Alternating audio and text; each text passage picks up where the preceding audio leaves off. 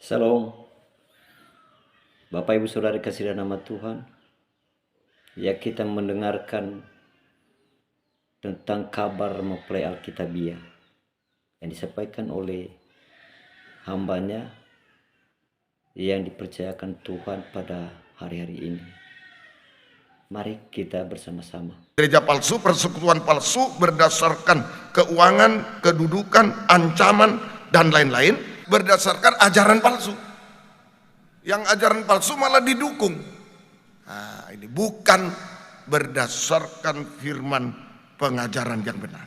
Aktif dalam menghalangi persekutuan tubuh Kristus yang benar. Nah, ini bagian kedua yang dikepalai oleh Beelzebul atau setan. Kita harus memilih tegas.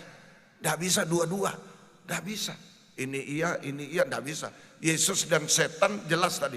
Yesus dan Beelzebul, bukan Yesus atau Beelzebul, bukan.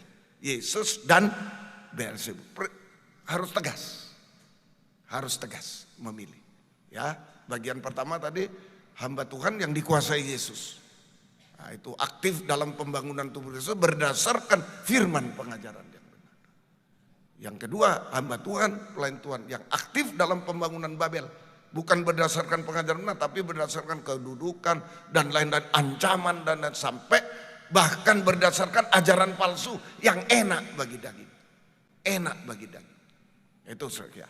Nah, dan kedua, aktif menghalangi pembangunan tubuh Kristus yang benar.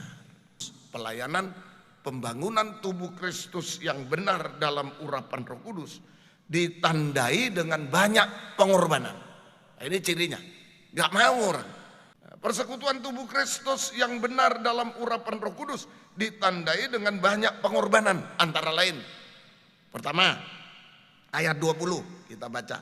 Kemudian Yesus masuk ke sebuah rumah, maka datanglah orang banyak berkerumun pula, sehingga makan pun mereka tidak dapat. Nah, ini makan pun sampai tidak bisa. Ini pembangunan tubuh Kristus.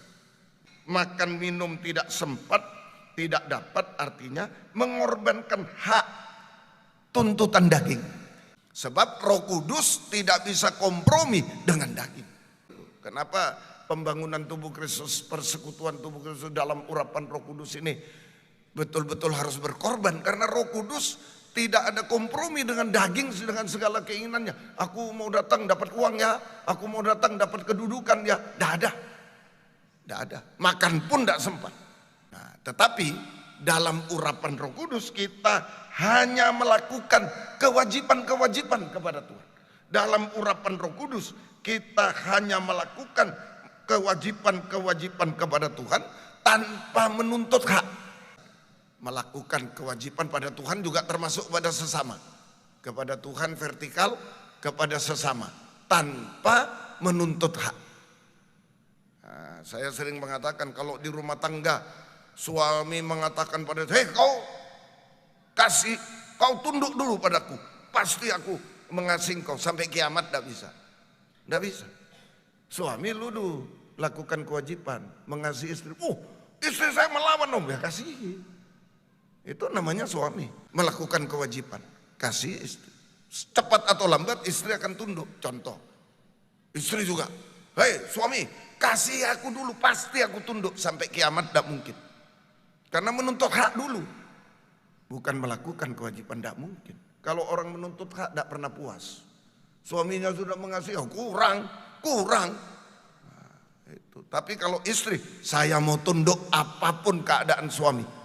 Cepat lambat suami mengasihi istri. Amin. Nah, ini rumusnya pembangunan tubuh Kristus. Harus berkorban. Tapi jangan takut. Banyak orang takut, jangan berkorban, nanti habis semua kita. Enggak. Tuhan tidak pernah menipu kita. Amin. Tuhan tidak pernah menipu. Yesaya 49, 3-4. Nah, ia berfirman kepadaku, engkau adalah hambaku Israel, dan olehmu aku akan menyatakan keagunganku. Nah, tugasnya hamba Tuhan memuliakan Tuhan. Tetapi aku berkata, aku telah bersusah-susah dengan percuma dan telah menghabiskan kekuatanku dengan sia-sia dan tak berguna. Namun hakku terjamin pada Tuhan, upahku kepada Allah. Kalau seorang hamba Tuhan melayani pembangunan tubuh Kristus, melayani Tuhan dan sesama dengan melakukan kewajiban tanpa hak, dengan hanya melakukan kewajiban tanpa hak, maka hak dan upah kita tidak hilang. Hak dan upah kita tidak hilang, tetapi justru terjamin di dalam tangan Tuhan. Terjamin di dalam tangan Tuhan, baik untuk hidup sekarang maupun untuk hidup kekal selama-lamanya. Kalau di tangan Tuhan, pasti Tuhan memberikannya. Amin.